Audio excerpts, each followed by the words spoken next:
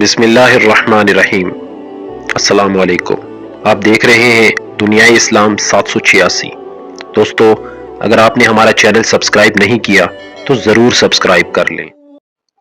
ناظرین گرامی، آپ نے کبھی شیر کو اپنے بچوں کے ساتھ کھیلتے دیکھا ہے؟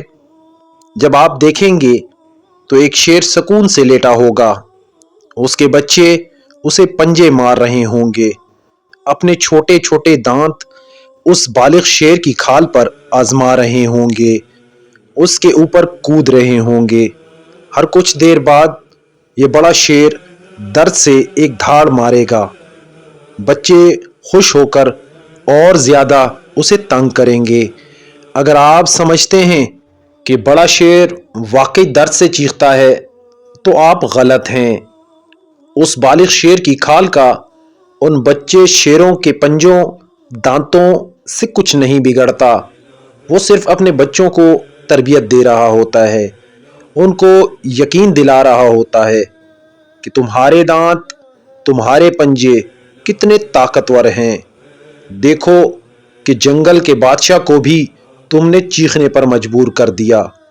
استاد تربیت کرتا ہے، استاد گنتی ہی نہیں سکھاتا، نہ صرف حروف تہجی بلکہ کیا گننا ہے اور ان حروف تہجی کا کیا استعمال کرنا ہے یہ سکھاتا ہے۔ اپنے شاگردوں کا یقین اور اعتماد بناتا ہے۔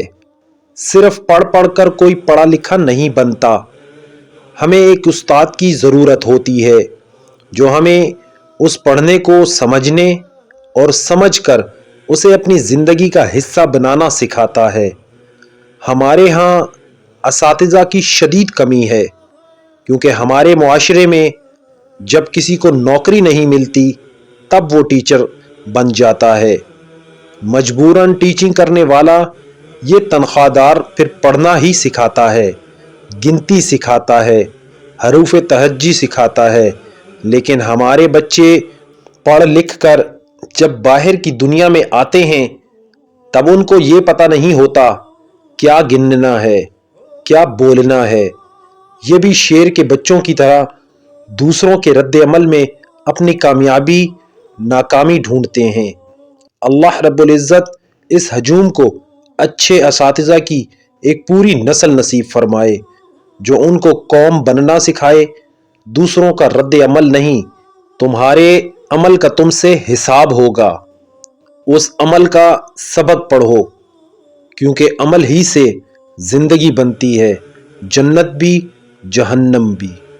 والسلام۔